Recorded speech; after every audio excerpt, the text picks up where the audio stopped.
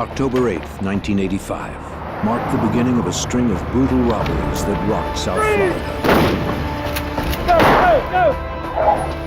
Two masked men used military weapons in a violent spree that threatened innocents. But no one knew who they were or where they would strike next. Before the FBI could stop them, lives would be lost, and law enforcement would be changed forever.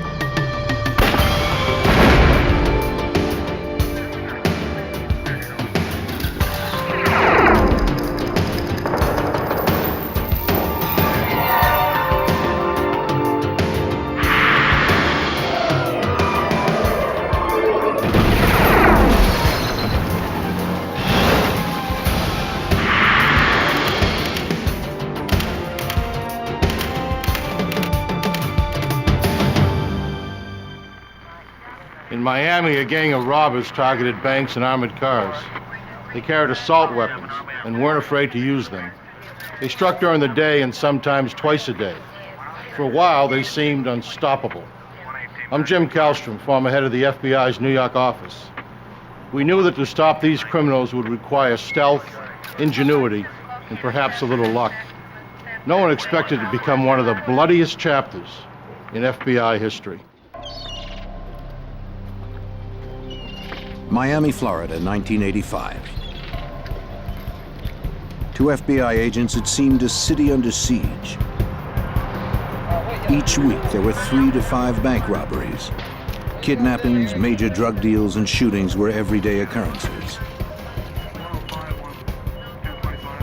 But just when it seemed things couldn't get any worse, a new breed of outlaws hit the streets and turned the Miami crime wave into a war.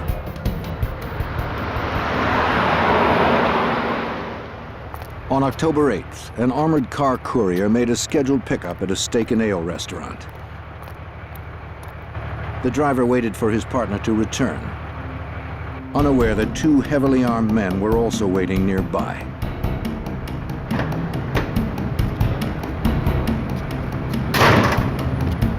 As the guard approached the rear of the truck, the gunman advanced with military-style precision. Hold it! Come out! I can't. Open the door! Tell him to open the door! Open the door! The driver refused to open his door. He drove away following company policy.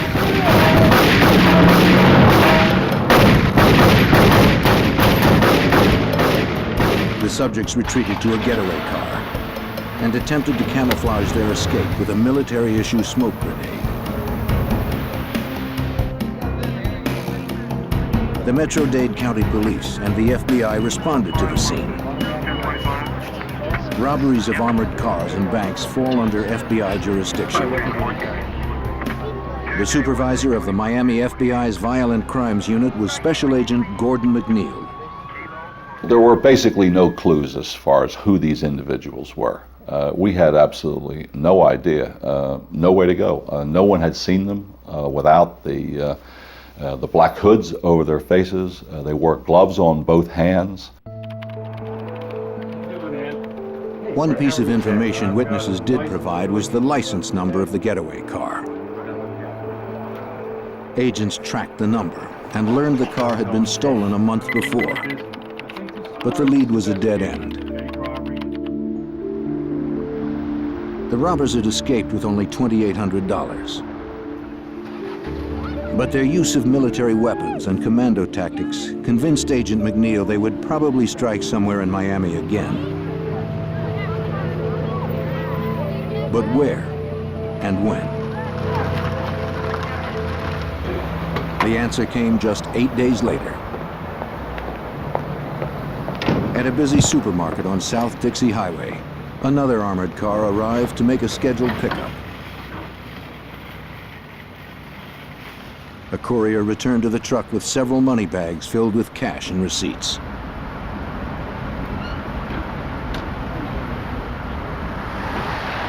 He never saw the car that came around the corner.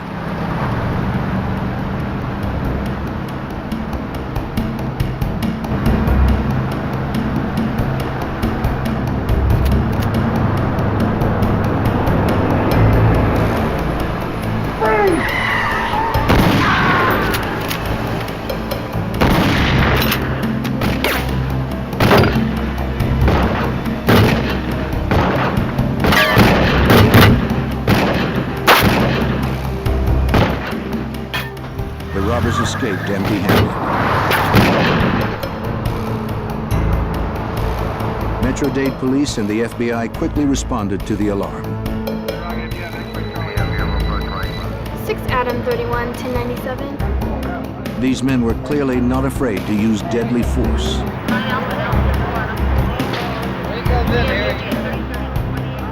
The courier would later die from his injury. While he was taken to the hospital, agents interviewed his partner. As he described the gunmen, it quickly became obvious they were probably the same men responsible for the previous robbery at the Steak and Ale restaurant.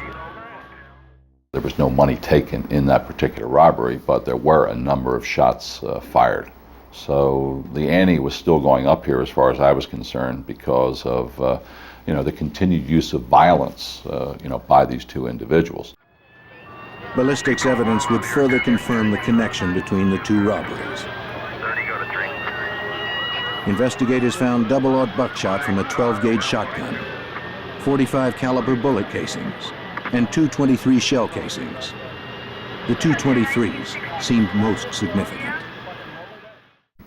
And the identification division of the firearms unit of the FBI laboratory compared those two shell casings and said they were fired from the same weapon. So we definitely had a link now between the Winn-Dixie attempt and the Steak and Ale robbery. Two violent robberies were linked to the same masked gunman, but there were no leads to their identities. Because they had not scored any cash at the Winn-Dixie robbery and so little at the Steak and Ale, investigators were certain they would soon strike again. 2 weeks later, on Friday, November 8th, a third robbery occurred. This time a bank job at the Florida National Bank. As a teller and a guard walked from the main building to the drive-thru, two masked gunmen emerged from a car.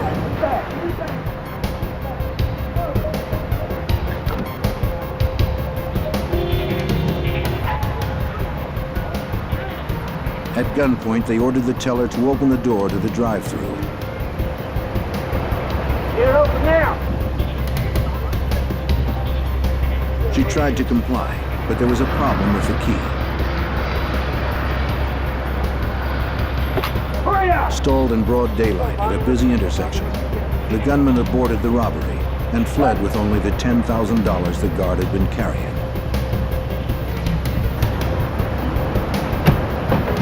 Within minutes, local authorities and the FBI Violent Crimes Unit responded to the scene of the crime. Just a few blocks away from the two previous robberies.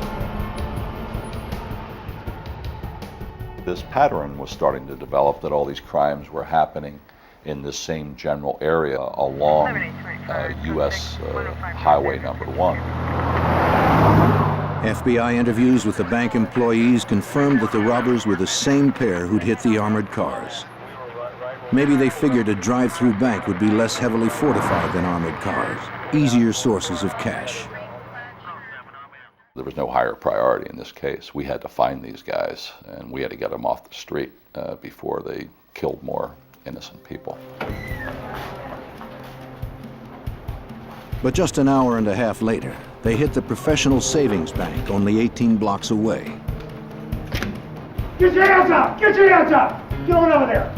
Get out of the ground! On the ground now! Get out now! Get out! Get out! You, come here! Come on over here! Come on, you! Come over here! The robbers quickly took control of the lobby. At gunpoint, both customers and employees quickly followed their orders. With their masks and high-powered weapons, no one doubted they meant business. Face down! Face down!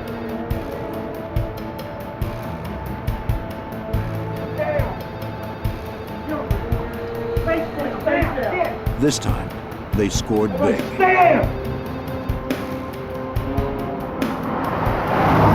They raced off with over $41,000, delivered earlier that day by Wells Fargo. They escaped in yet another getaway car, a Chevy Monte Carlo.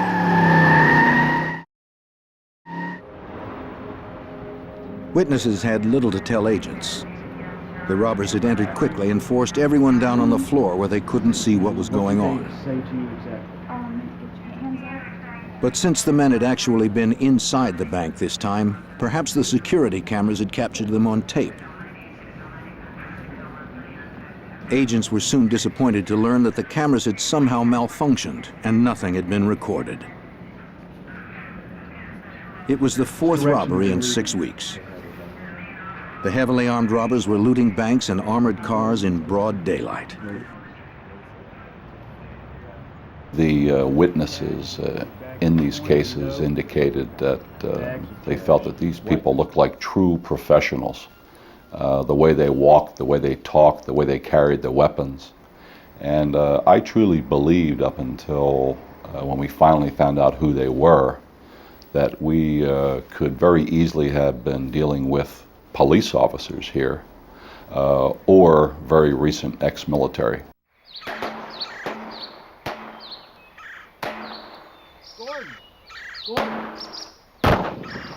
With such violent criminals on the loose, agents honed their own skills on the firing range. They worked the case relentlessly, exchanging whatever slim leads they had. But nothing panned out. 2 months went by without another robbery, and still there were no leads.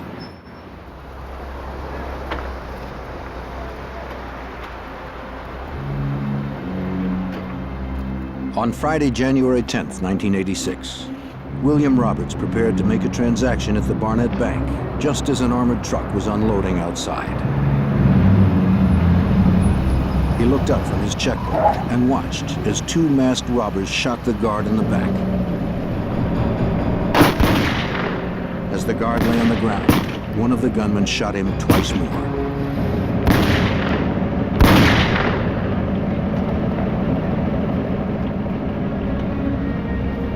This was the robbers' 5th heist in just 3 months, and another big hit. They fled with $54,000.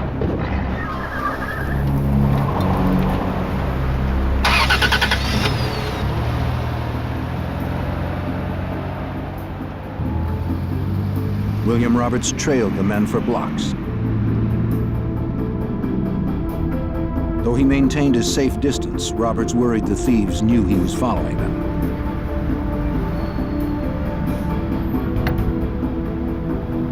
Still, he stayed on their tail and noted their license tag and car model.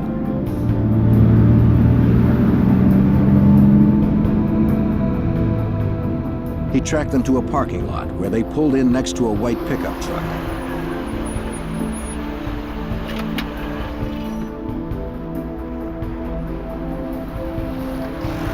Roberts parked across the street and continued to watch them.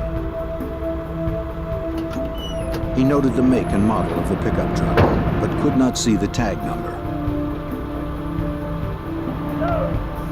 After driving off, Roberts would flag down an officer and tell him the story.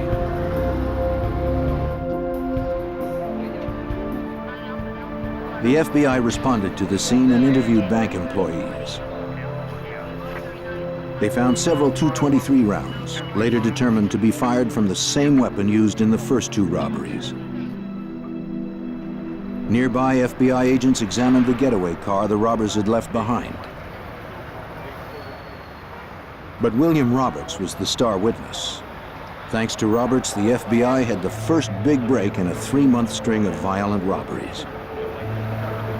A check on the license tag of the getaway car revealed the car was registered to a man named Aureliano Brielle.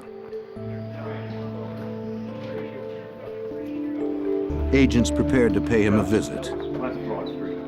Since the car had never been reported stolen, they suspected Brielle was involved in the crimes. They dressed for safety.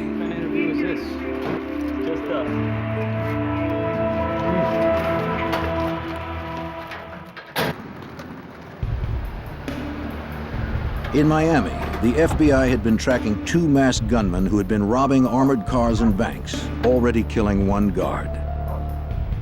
Now agents had located the registered owner of one of the getaway cars.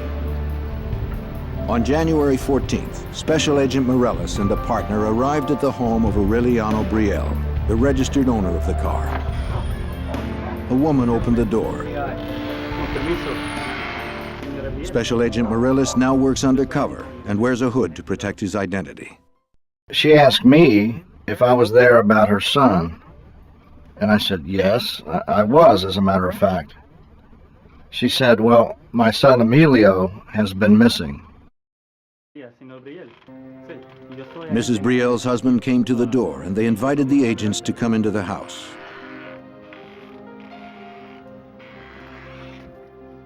Mr. Brielle explained that his son Emilio had disappeared 3 months ago with the family car, which he borrowed to go target shooting in the Everglades. The Brielles had filed a missing persons report, but heard nothing. They had hoped the agents brought news of their son. But both the Brielles and the agents would be disappointed. The FBI knew nothing of the young man's whereabouts. And as the interview progressed, Agent Morellis grew certain the Brielles knew nothing of the robberies. The conclusion at the end of the day was that the Brielle family was not involved. They were victims. Their car had been stolen and their son was missing.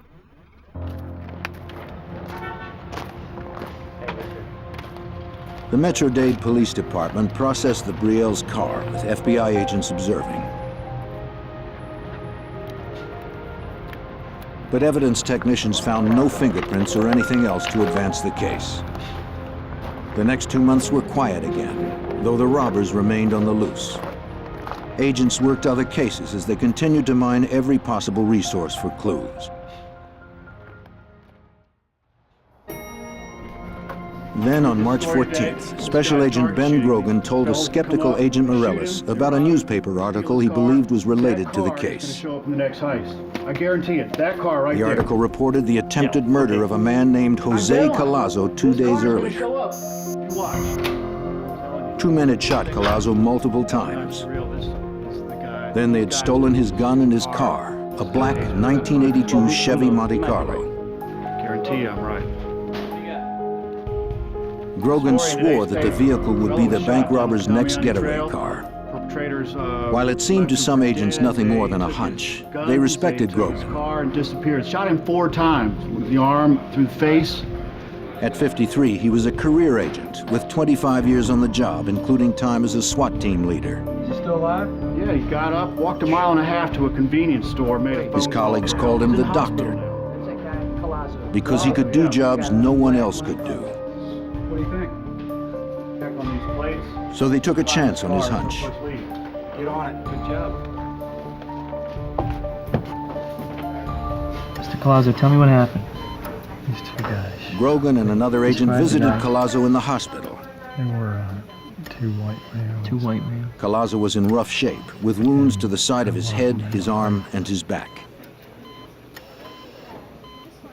But he managed to tell the story of his nightmarish afternoon in the Everglades. Oh my God, there's a car and... Collazo had gone to a recreational trail near a lake, where gun owners often practice target shooting. He was firing his .22 when 2 men drove up beside him. How you doing?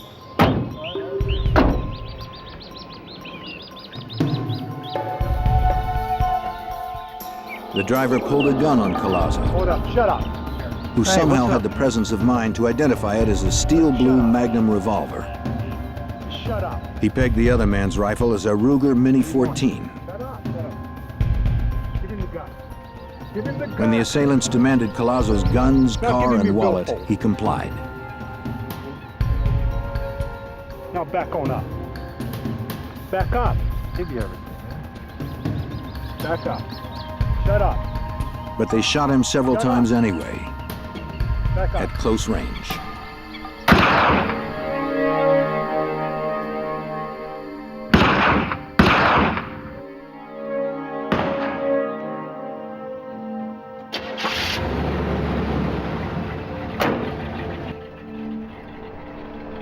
Then they left, taking Collazo's Monte Carlo and their own F-150 pickup truck.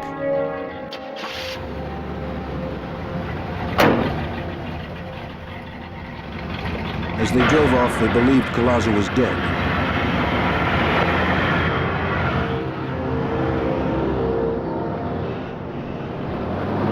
He was just waiting until the shooters were gone. Then he would rally what little strength he had to survive.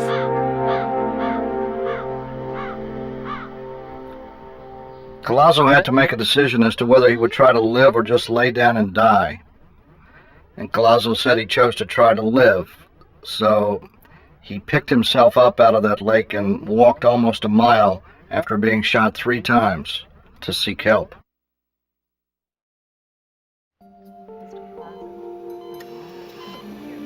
Finding Collazo was the best break in the case so far. He provided the single clue no witness until now could offer: a description of the suspects' faces. They had not worn masks when they assaulted him. Using Collazo's description, a Dade County police artist drew composite sketches of his assailants. The drawings would be made into posters with information about the suspects and their crimes, plus the warning that both men were heavily armed and extremely dangerous.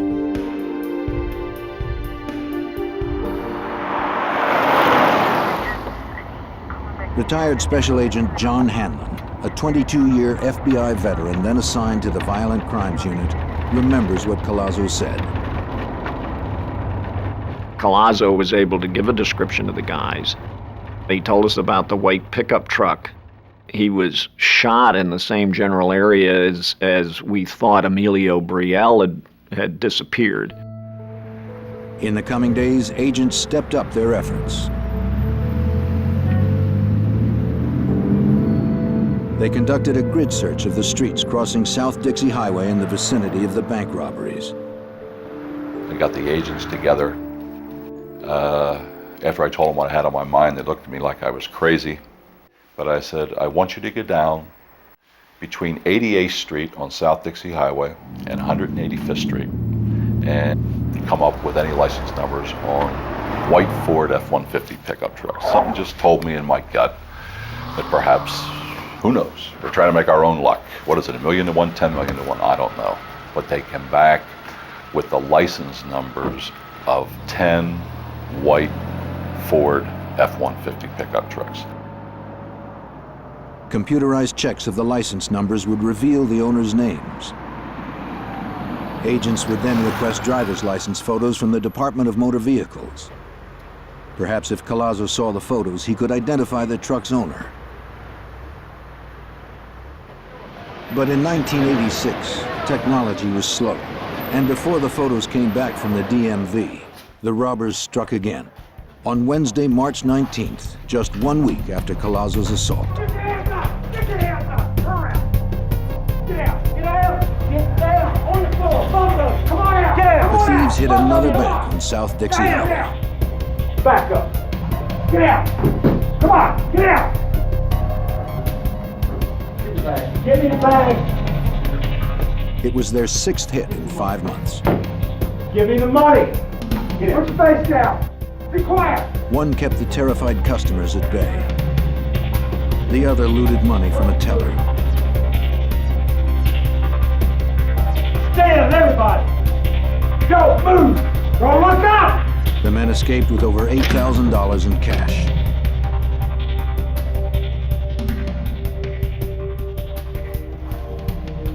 As customers and employees recovered from the assault, an off-duty customs official who had seen the robbers flee called police. He'd noted the make of the getaway car, a black Chevy Monte Carlo, and the tag number, NTJ 891. Just as Agent Grogan had predicted, it was Jose Collazo's car.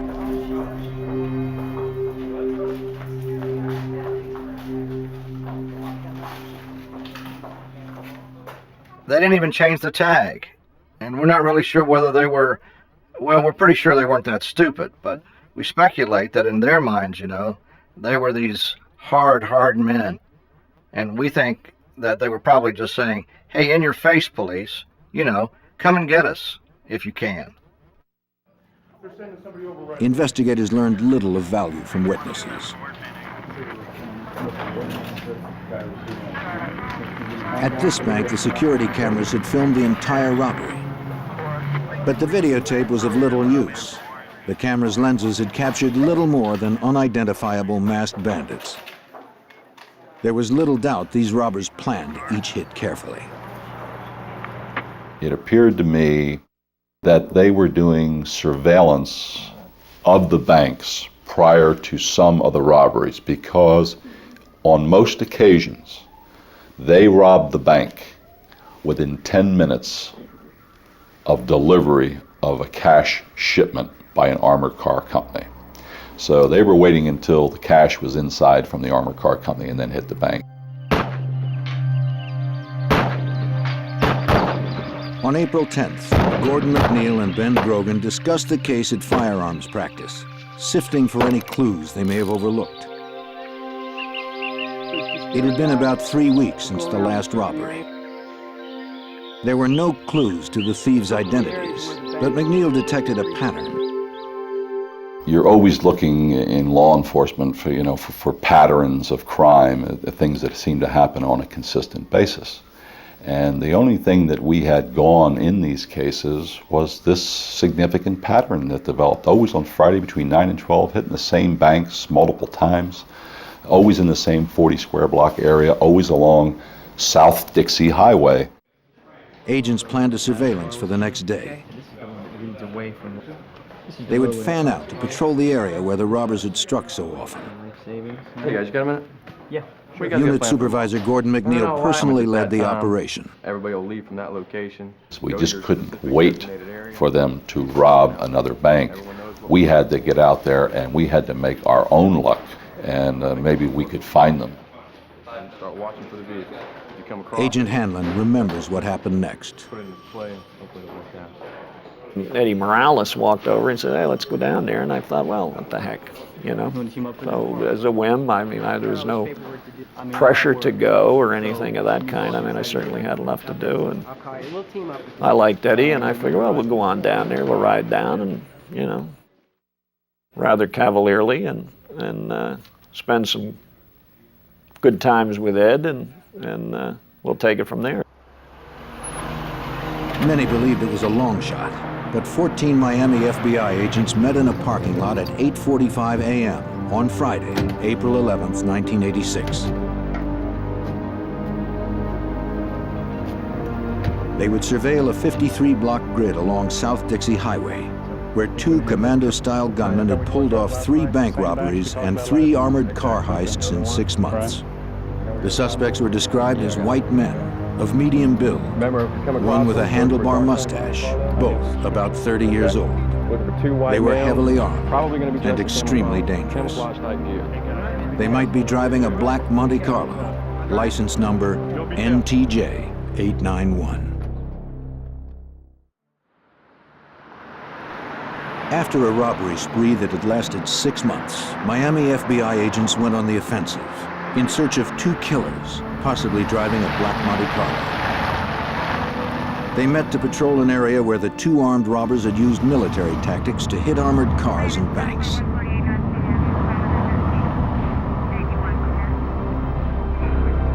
All would be stationed along the major thoroughfare of South Dixie Highway.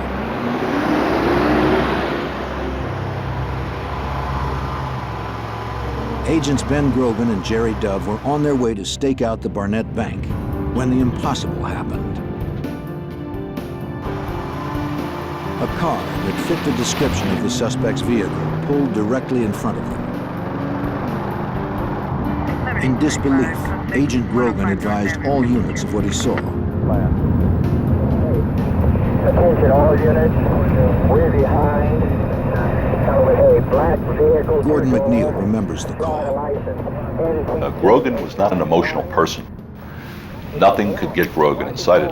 And I still remember his voice.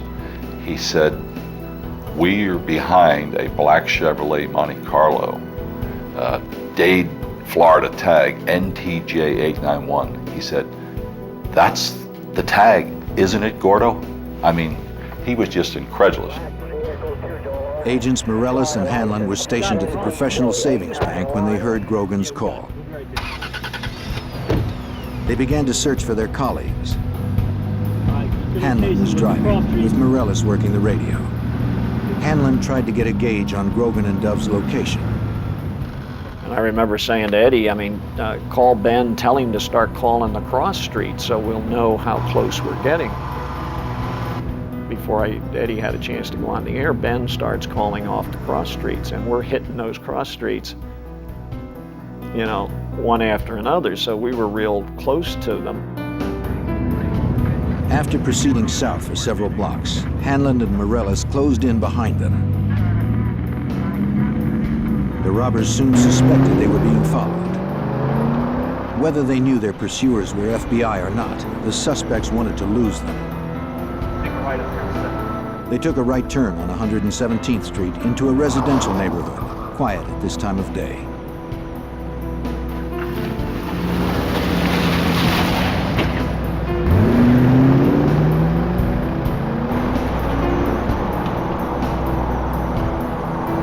You're still following? Still behind us. They're coming.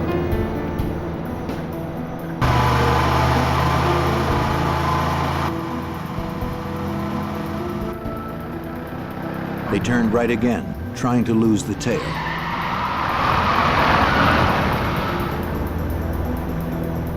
But the agents hung on, playing for time, as Agent Morellis recalls. We were just trying to wait for as many FBI units to get to the location as possible. And we were also basically responding to what the subjects did. They weren't in any hurry. When they turned onto 120th Street, they actually slowed down.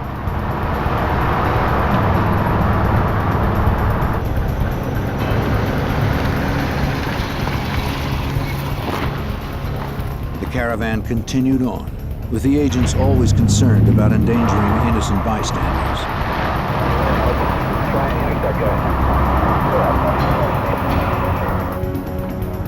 Then the suspects made a left onto 82nd.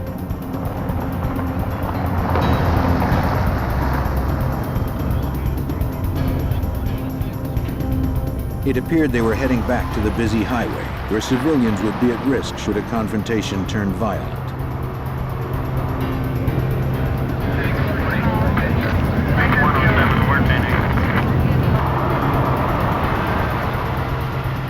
When Grogan saw the silhouette of a long-barreled rifle through the rear window of the subject's vehicle, he knew it was time to act.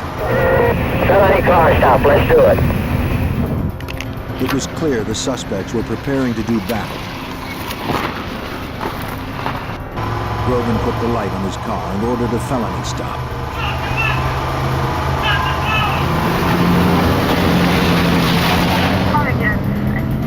Grogan pulled alongside the suspect's car and ordered them to stop. The suspects ignored the order, and Grogan pulled ahead of them, blocking their escape.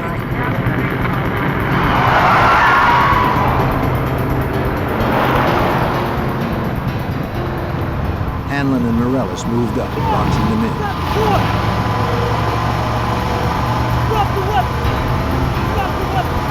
The sight made an indelible impression on veteran agent John Hanlon.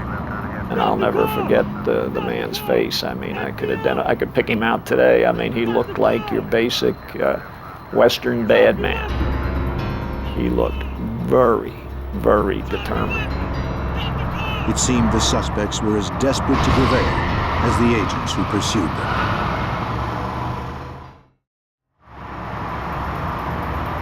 Two heavily armed fugitives had ignored FBI orders to stop their vehicle.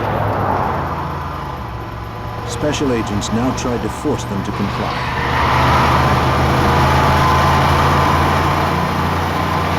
The last to catch up to the group was Agent Richard Manauzi. As he pulled behind the suspect's car, he saw one of the gunmen take aim at Morellis and Hanlon. Manauzi rammed the fugitive's car from behind.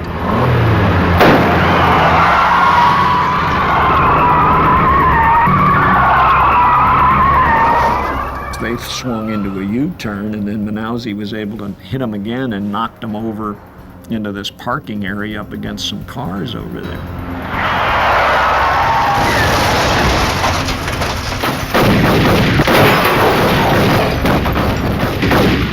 passenger opened fire with a Mini-14 assault rifle. Outgunned, Agent Manalzi crawled to cover. Agent McNeill arrived seconds later, firing at point-blank range.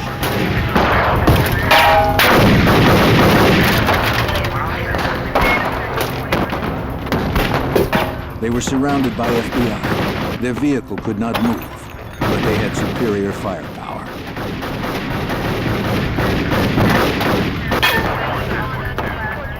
And they refused to surrender.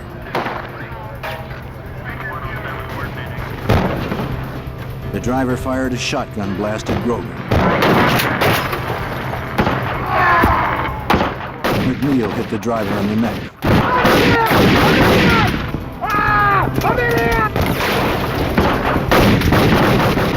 But the semi-automatic kept pumping out the rounds until one finally caught McNeill in the hand. Morellis and Hanlon advanced to cover him.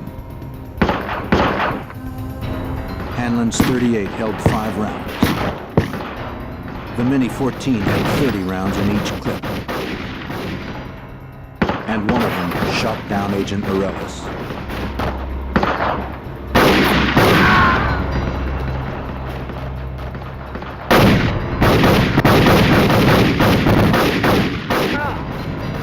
It was all one continuous recollection. It was like 1 second I'm looking at Gordon McNeill's back, trying to maneuver to his left, and the next second is blue sky.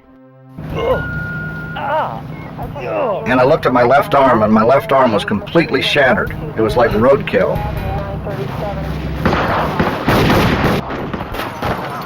His partner was down, but the shooter kept on firing.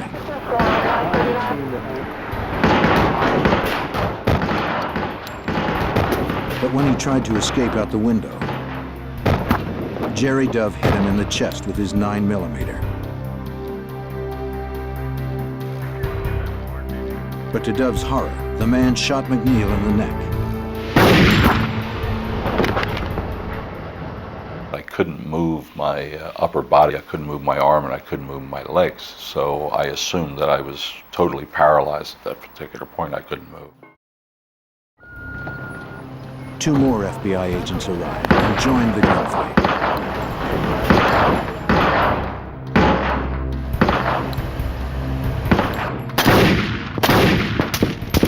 By now, the shooter had been hit 4 times, but he continued to advance and fire.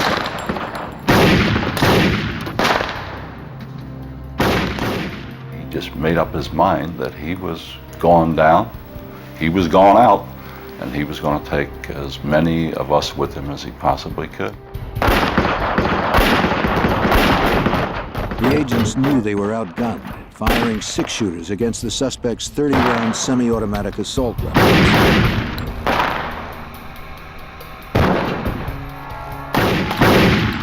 Dove and Grogan were forced to retreat behind their car to reload. Hanlon too reloaded. But the shooter kept on coming.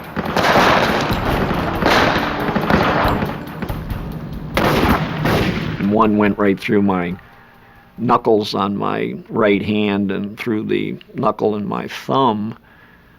A bunch of lead and whatever went into the back of my arm, and I remember my gun flying. I said, "Ben, I've been hit." As Hanlon tried to retreat under the bumper, the gunman shot him in the groin. The blood geysered from my groin to my knee. I mean, the blood just came out like a balloon breaking. Grogan was hit. And then Dove. Before they could reload their weapons.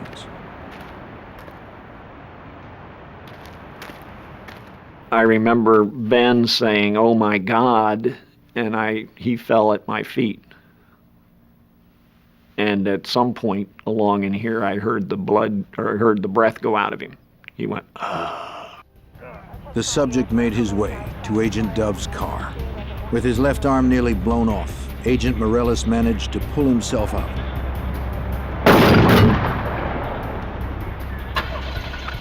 The shooter was trying to flee, and Morales had to stop him.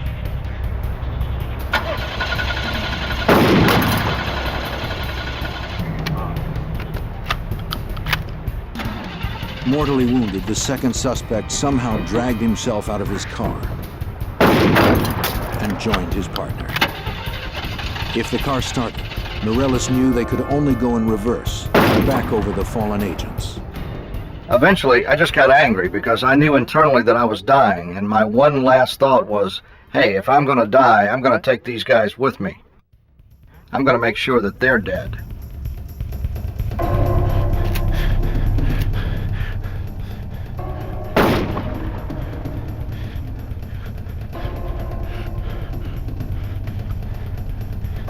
With his shotgun empty, Morales changed to his revolver and staggered forward, firing at the subjects.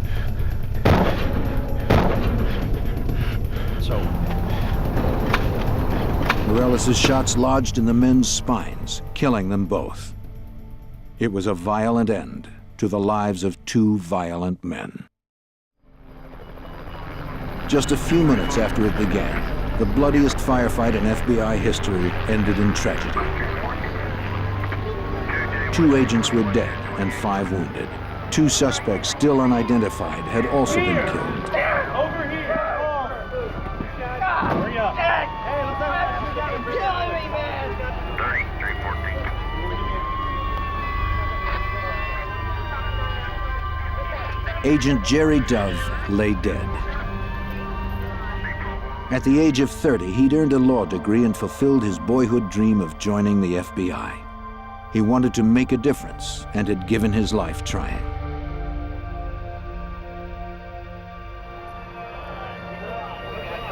His partner, Ben Grogan, had also perished in the firefight. He had been just 1 year away from retirement when his wife could finally have stopped worrying about her husband's dangerous career.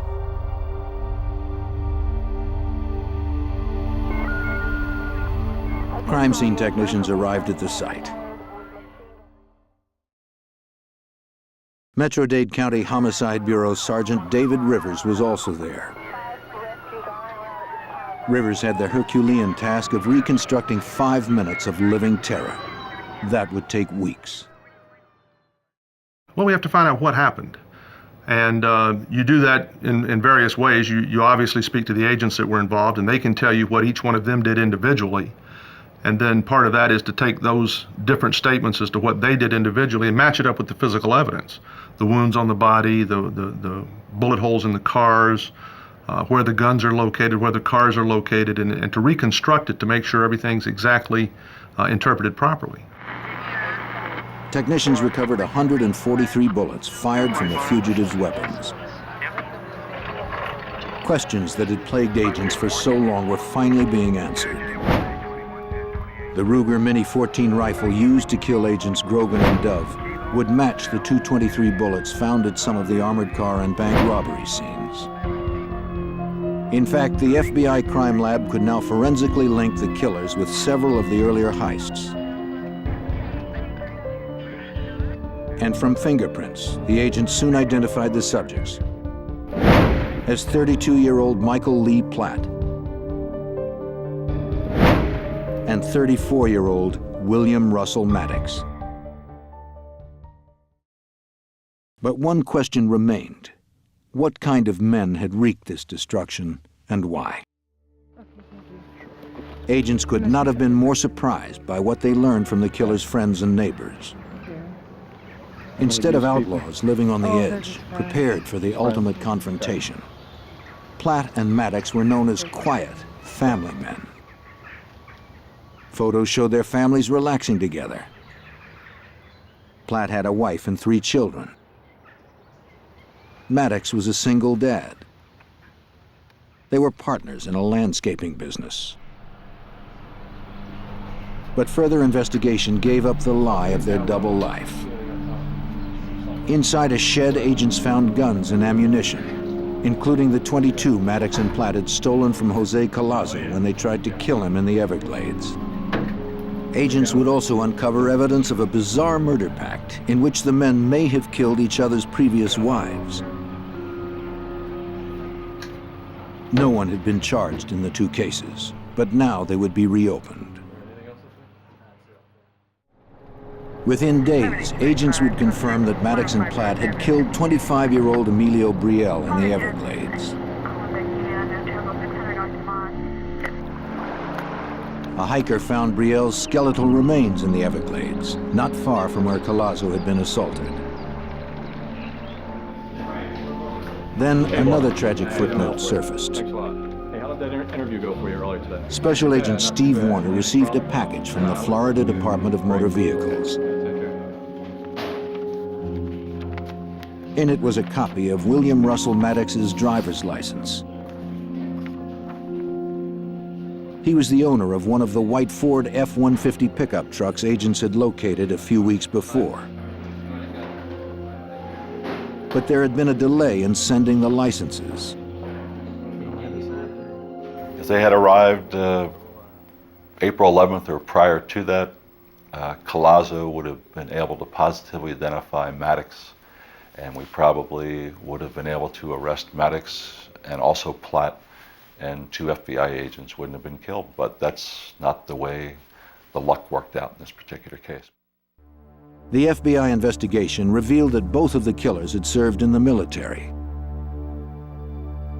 Platt had been a Ranger, a member of the Army's elite First Strike Force, which explained the pair's commando tactics, fundamentally different than training received by law enforcement. We don't have an acceptable body count in civilian law enforcement. We're taught one way, and that's defensive type shooting. You take cover, you do not take casualties. And then you look at the way Platt reacted that day. He reacted in a military fashion. He had the heavier weapon. He had the Mini 14 with a 30-round capacity. His back was basically against the wall. He had no place to go, so he advanced forward on our position, laying down suppression fire, and ambushed Grogan and Dove, who were behind the car. As agents finally put the pieces together, a frightening portrait emerged of 2 formidable adversaries.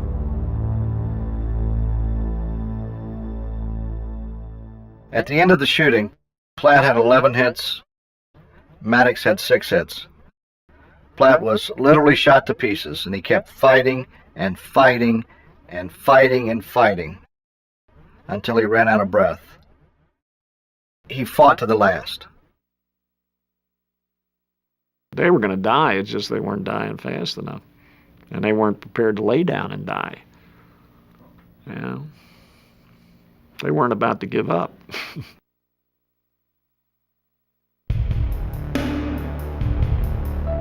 Out of this tragedy came some positive changes that have improved the safety of all in the law enforcement community. Agents and officers now carry more powerful weapons, and their training better prepares them for violent confrontations like the one on April 11, 1986.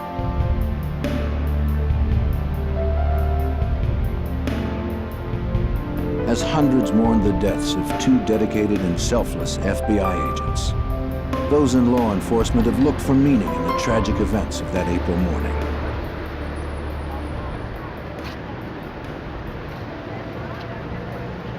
Over the years, Gordon McNeill has found some resolution. The story's not Platt and Maddox. It's not important who they were. It's important to recall the courage that was shown by the agents that day, and the FBI. They did their job.